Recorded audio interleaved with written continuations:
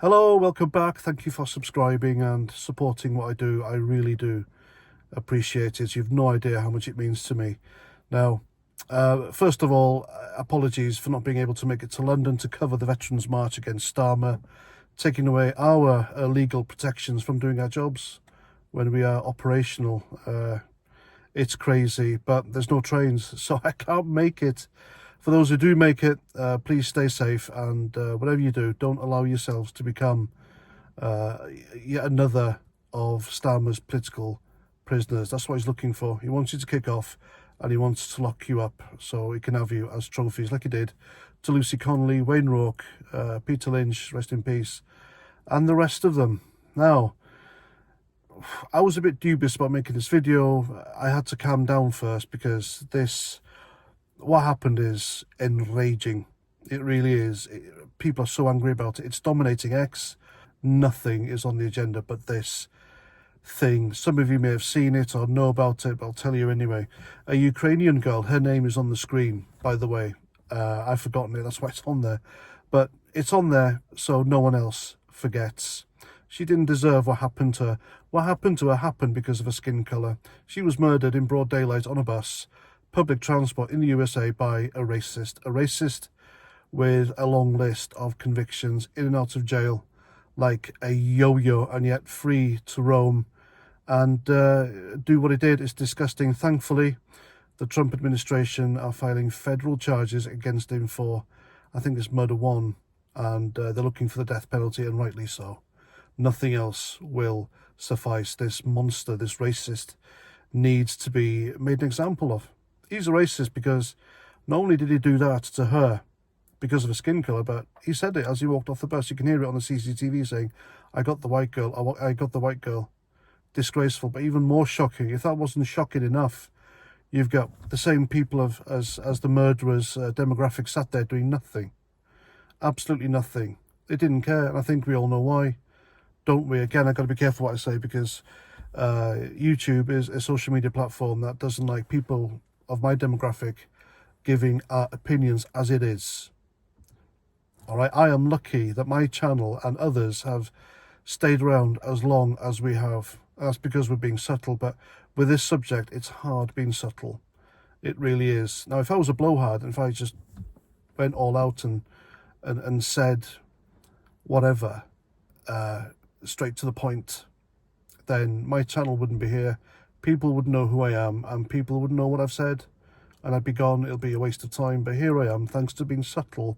Thankfully, the thinkers amongst you know where I'm coming from and know what I'm all about. So that's that. The mainstream media hardly covered it. CNN, to their utter shame, but predictable. One of their presenters said that guy was hurting. I've been hurting many times. I've never once thought of going out and stabbing a black man or black woman on a train or a bus or public transport, whatever. But they're giving this guy a free pass. There was a GoFundMe for the fella as well. Completely different. Now, if that was a black girl being stabbed by a white guy, it'll be all over the news for days. That white girl would get a state funeral like George Floyd, and there'll be mass hysteria, riots everywhere. There'll be Black Lives Matter people marching here and demanding our cops, the Met Police, take the knee, and they would as well. Ironically, that poor girl had a Black Lives Matter poster on her wall. There's a photo of it on X. It's not fake, it's true, it's real. That poor girl. I'm a parent. Her parents must be absolutely devastated, and I would be as well. I think I would be,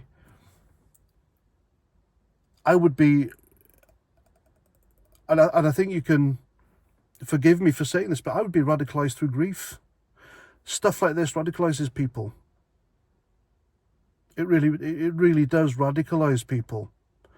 People turn and become what they're not through grief. Grief can have such an impact and an effect on someone. And things like this, where, I mean, if Elon Musk hadn't bought X or Twitter, we wouldn't know about this. It's only thanks to the free speech on it, because the woke idiots who ran Twitter previously, they'd have hidden this story altogether, because the races were mixed. But I know for a fact if that was a white guy who did that to a black girl, obviously it would be wrong, but the right thing to do, the decent thing to do, and my duty as a civilian would be to bend him up like a deck chair and hold him till the police come, and somehow control myself from ending him. You would too. It's a decent thing to do, isn't it? You would apprehend him, you would bend him up like a deck chair, because we've been conditioned to do so. But for some reason, and this is shocking, the other passengers on the bus, the same demographic as this monster, they did nothing. They just watched her get stabbed, slashed. They watched her bleed and flump on the floor and die, crying, alone. Didn't comfort her, didn't stop the bleeding, nothing. Didn't try to grab the perpetrator, the murderer. I think we all know why. Again, this so-called social experiment, it's not working. It really isn't working. It's a one-sided relationship, and my demographic, my side, we're being demonized, abused, and we're being blamed for everything. It's toxic. It's not working. What do we do? What do we do, folks? To that end, I am paying for my daughters to have driving lessons. And when my boy comes of age, he'll be doing it as well. I don't want them on public transport. If that was my daughter there, sat there, I know what would happen. You would have the usual race baiters on social media and the mainstream media blaming her and her demographic for things her ancestors did in the past. And like the CNN host said, that man was hurting. You would have the likes of Narinder Kaur, Dr. Shola Moss, Yasmin Ali Brown, the usual race baiters out there somehow finding sympathy and an excuse for why he did what he did. And, you know, thank goodness it wasn't my daughter. Sadly, it was someone else's. It could be yours next. And it's right for me to say it could be happening here. It's already happened, folks. Southport. It's happened. People defended him. Welsh choir boy. Racism. Far right.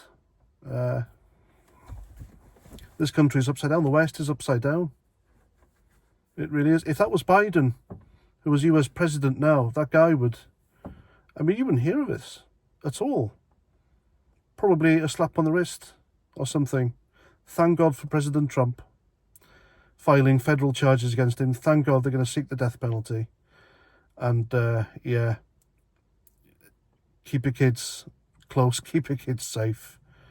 I'm genuinely scared for my children growing up in this country with a two-tier justice system and what we're importing.